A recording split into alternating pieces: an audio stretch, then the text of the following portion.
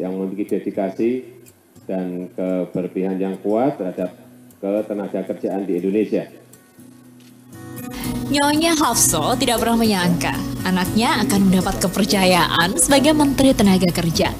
Makanya saat mendengar kabar sang putra yang bernama Muhammad Hanif Dakiri akan didaulat oleh Presiden Jokowi sebagai Menteri Tenaga Kerja, ia ragu, bahkan khawatir. Bahkan sang ibu yang tinggal di Bonorejo, Blotongan, Salatiga, Jawa Tengah itu menangis mendengar kabar tersebut.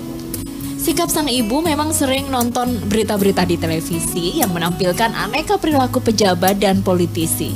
Jadi sang ibu tidak ingin kelak anaknya menjadi pejabat yang sering diberitakan negatif. Namun sang ibu akhirnya merasa senang dan bersyukur karena sang anak mendapat kepercayaan menjadi salah satu pembantu Presiden Jokowi di kabinet. Sang ibu pun berharap Hanif Dakiri dapat melaksanakan tugas dengan sebaik-baiknya. Hanif Dakiri lahir di Semarang pada 6 Juni 1972 dari pasangan Haji Zuhri Maksum dan Hafso.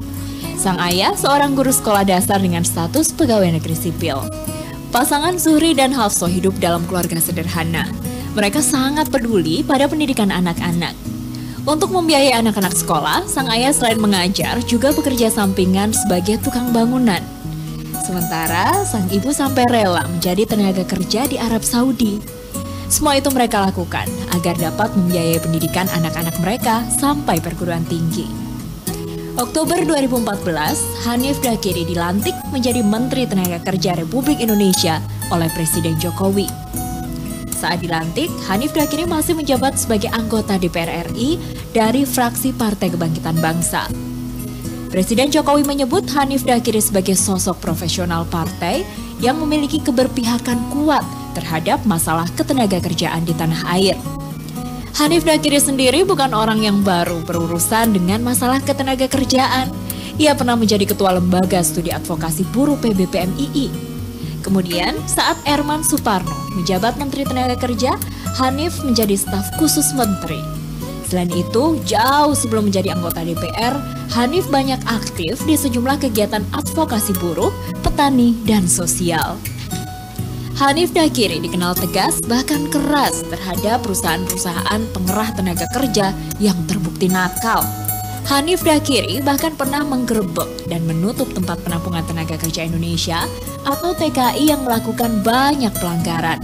Keaktifannya di PKB mengantarkan Hanif Dakiri menjadi anggota DPR periode 2009-2014 dan periode 2014-2019. Saat dilantik menjadi Menteri Tenaga Kerja oleh Presiden Jokowi, Hanif harus meninggalkan posisinya sebagai anggota DPR RI.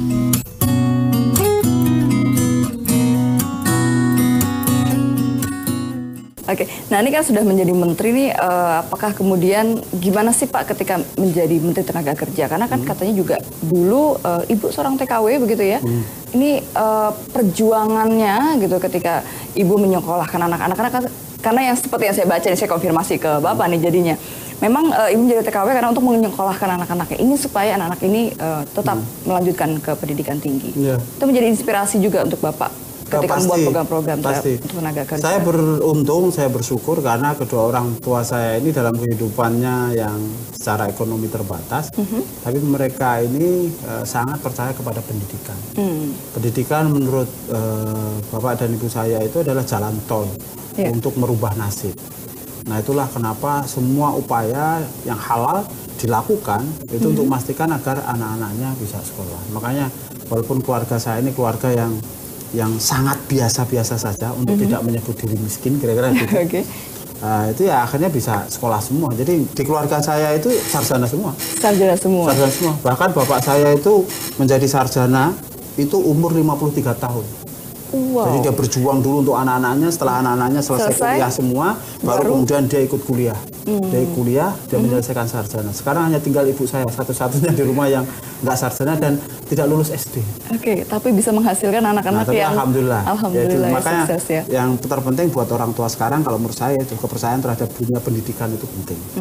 Nah, bahwa pemerintah punya tugas untuk membuat dunia pendidikan ini semakin baik, semakin berkualitas ya. Tapi buat orang tua harus percaya kepada pendidikan.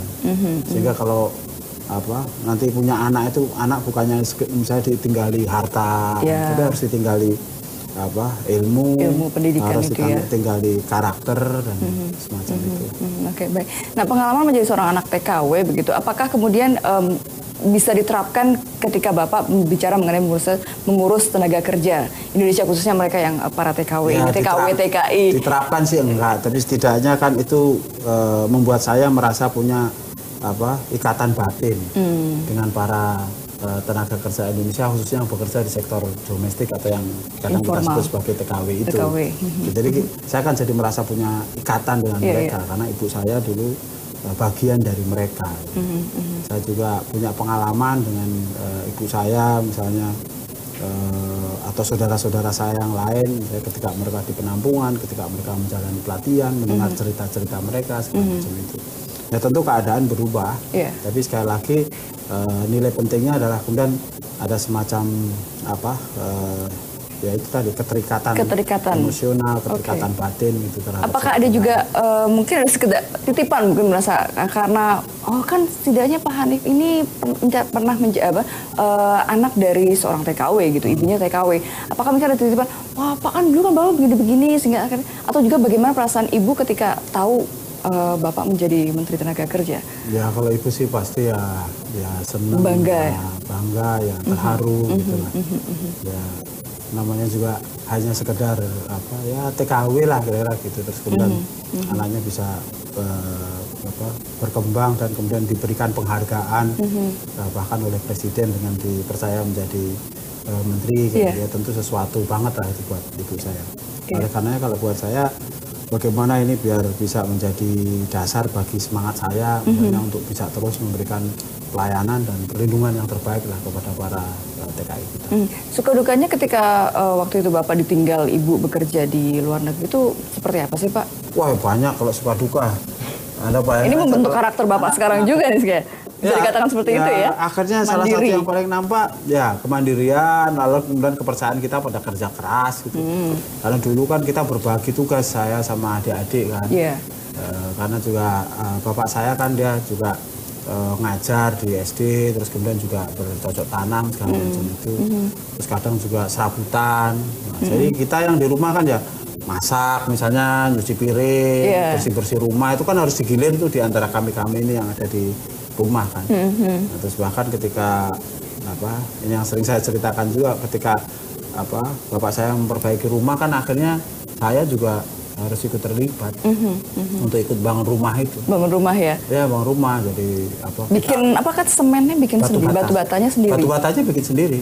Jadi kita bikin batu bata dari tanah itu, jadi kita harus bikin adonan dari tanah kan sedemikian rupa itu sampai jumlahnya harus banyak, dibakar segala macam. Nanti habis itu kita bantu bikin adonan untuk pemasangan batu bata. Jadi semen lah, pasir, kapur, campur. Nanti yang jadi tukang bapak saya gitu. Dan bahkan katanya sampai Bapak jadi menteri tidak direnovasi juga karena untuk kenangan begitu ya. Masih sampai sekarang masih, jadi juga nggak ditutup. Nah, kalau dia juga tradisi keluarga dari Pak Menteri ini sangat dekat sekali dengan Nahdlatul Ulama begitu, NU.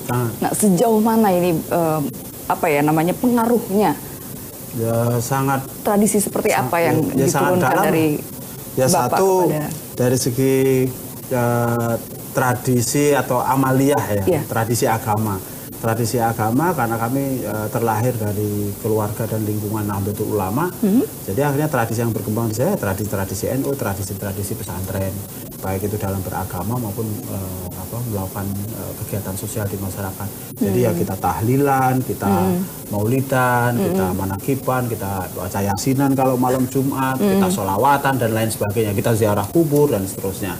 Tapi juga selain itu kita juga ada tradisi pemikiran, terutama yang terkait dengan keislaman, yaitu tradisi pemikiran yang moderat, tradisi pemikiran yang toleran, karena itu menjadi basis dari pemikiran Islam yang di lingkungan pesantren, di lingkungan Nahdlatul Ulama.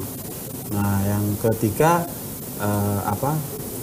kita juga ada tradisi gerakan, karena keluarga saya walaupun keluarga biasa-biasa saja terbiasa terlibat di dalam berbagai gerakan sosial di lingkungan Nahdlatul Ulama.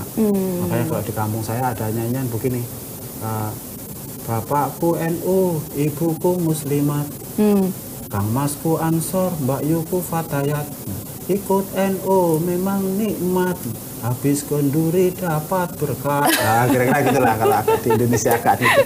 Nah, jadi karena semuanya aktif. Semuanya aktif, satu keluarga itu aktif. Ya, bapak saya di NU, ibu saya di Muslimat. Nah, sekarang bapak saya malah masih ketua Dewan Suro juga. Jadi dan itu juga kemudian diterapkan kepada keluarga sendiri begitu. Ya.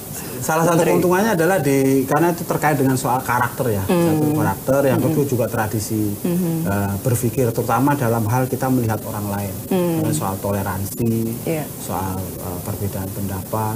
Di kampung saya misalnya yang kalau ada orang yang agak berbeda itu ya biasa aja di kita, nggak terlalu aneh gitu loh. Jadi orang nggak ngejudge, misalnya nggak menilai kamu masuk neraka enggak.